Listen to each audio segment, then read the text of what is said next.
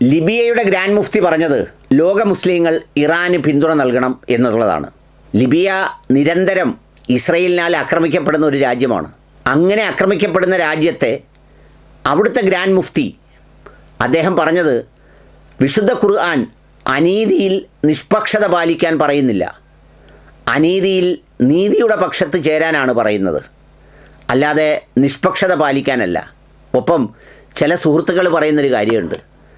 ഇപ്പോൾ നമ്മുടെ ഹക്കീം അസ്ഹരി ഉസ്താദ് പറഞ്ഞതായാലും മുജാഹിദ് ബാലുശ്ശേരി പറഞ്ഞതായാലും അതിൻ്റെ ഇടയ്ക്കിട്ട് മുറിച്ചതെന്തിനാ മൊത്തം കേൾക്കാഞ്ഞതെന്താ എന്നൊക്കെയാണ് ചോദിച്ചത്. പലരും ചോദിക്കുന്നുണ്ട്. എൻ്റെ പ്രിയപ്പെട്ടവരോട് അതിനുള്ള മറുപടി, മുഴുവൻ കേട്ടാൽ ഈ ഒരു ഭാഗത്തിൻ്റെ അർത്ഥം മാറുമോ? ഈ ഭാഗത്ത് പറഞ്ഞിരിക്കുന്ന കാര്യം അതിൻ്റെ അർത്ഥം സെൽഫ് കണ്ടെയ്ൻഡാണ്, അതിൽ തന്നെ വ്യക്തമാണ്, അതിൽ തന്നെ പറഞ്ഞിരിക്കുന്നത് അതിന് മറുപടി പറയാൻ യോഗ്യമാണ്. വേറൊത്തിരി ഉരുട്ടിപ്പരട്ടി പറയുന്നുണ്ട്. എന്താ കാര്യം? അല്ലെങ്കിൽ ഈ ഗ്രാൻഡ് മുഫ്തി എന്ന് പറയുന്ന ഈ വൃദ്ധനായ മനുഷ്യൻ പറഞ്ഞതുപോലെ പറയണം, കൃത്യമായി പറയണം, ഷാർപ്പായി പറയണം.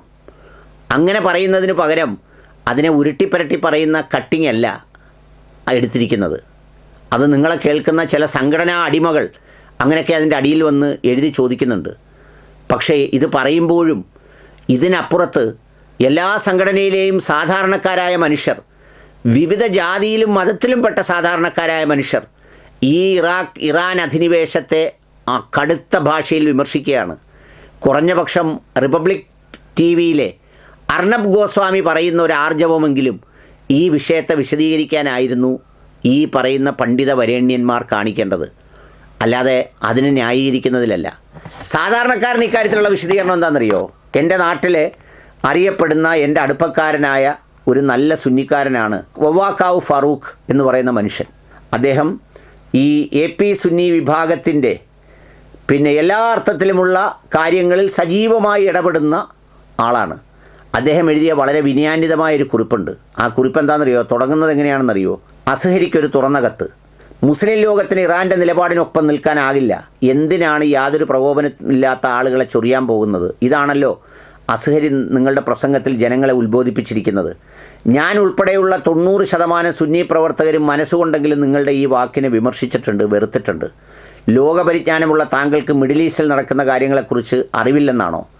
ഇറാൻ എന്നൊരു പരമാധികാര രാജ്യം ആരെയെങ്കിലും ചൊറിയാൻ പോയതായി ഒരു ലോകത്തിന് കാട്ടിക്കൊടുക്കാൻ താങ്കൾക്ക് കഴിയുമോ? 36 വർഷം സൗദി അറേബ്യയിൽ ജോലി ചെയ്തിരുന്ന GCC രാജ്യങ്ങളെ സംബന്ധിച്ച് നല്ലതുപോലെ പഠിച്ചു മനസ്സിലാക്കിയ ഒരു വ്യക്തി കൂടിയാണ് ഞാൻ. ഇറാഖിനെയും നശിപ്പിച്ച് അവിടുത്തെ ഭരണാധികാരിയായ സദ്ദാം ഹുസൈനെ തൂക്കിക്കൊന്നപ്പോൾ നിങ്ങൾ എവിടെയായിരുന്നു? ഇന്നും ആ രാജ്യത്തിൻ്റെ ആഭ്യന്തര കലാപങ്ങൾ കെട്ടടങ്ങിയിട്ടുണ്ടോ?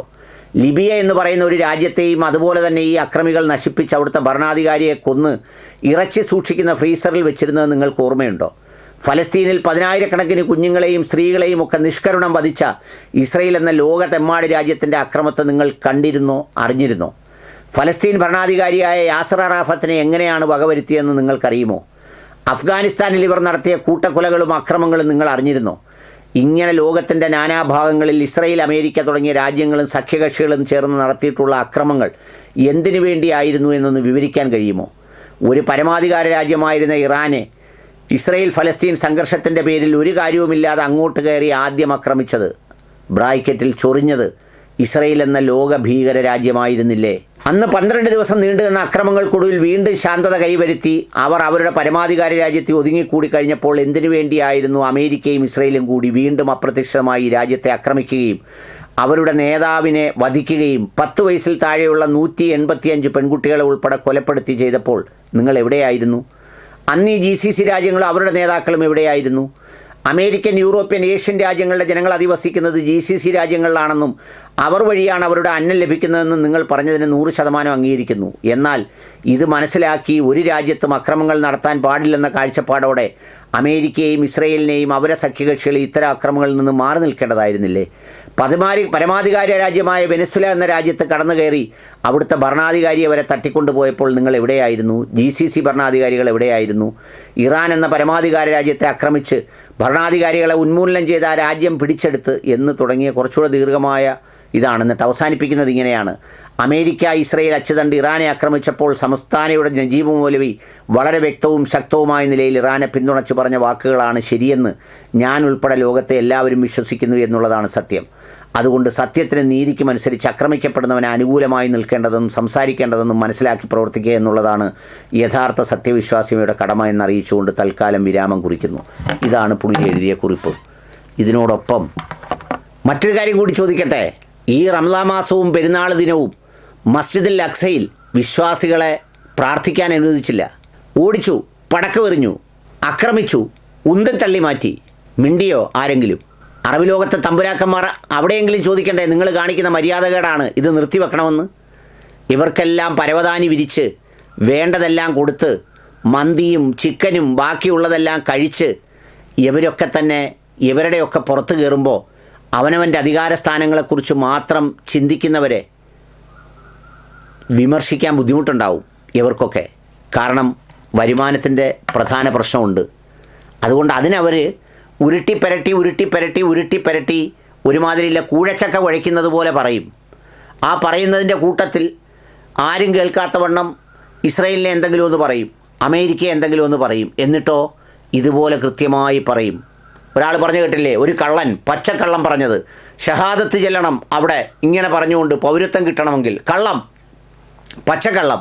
എന്നിട്ട് അതിനെന്താ പറയുന്നത് മൗലവിമാർ? ഒരു വിശദീകരണം നൽകിയ ഒരു വിസ്ഡത്തിൻ്റെ ഒരു സംഘടനയുടെ അടിമക്കണ്ണ് എന്നോട് പറയുക അതൊരബദ്ധത്തിൽ പറഞ്ഞതാണെങ്കിലോ, എന്തൊരബദ്ധം പറ്റുന്നവരാണെന്ന് നോക്കണം. അപ്പം ഞാൻ പറഞ്ഞത് ഇതാണ് ഇവരുടെ ഫ്രെയിം, ഇതാണ് ഇവരുടെ കാര്യം. അതുകൊണ്ട് മുറിച്ച് പറഞ്ഞതുകൊണ്ട് ആ പറഞ്ഞ ഭാഗത്തിൻ്റെ അർത്ഥമല്ലാതാകുന്നില്ല. ആ മുറിച്ച് പറഞ്ഞതിൽ തന്നെയുണ്ട് അവരുടെ വ്യക്തമായ ലക്ഷ്യം. അതിന് മുമ്പും പിൻപും കുറേ വളവളാന്ന് പറഞ്ഞുകൊണ്ടെന്തുവാ, ഒരു കാര്യമില്ല.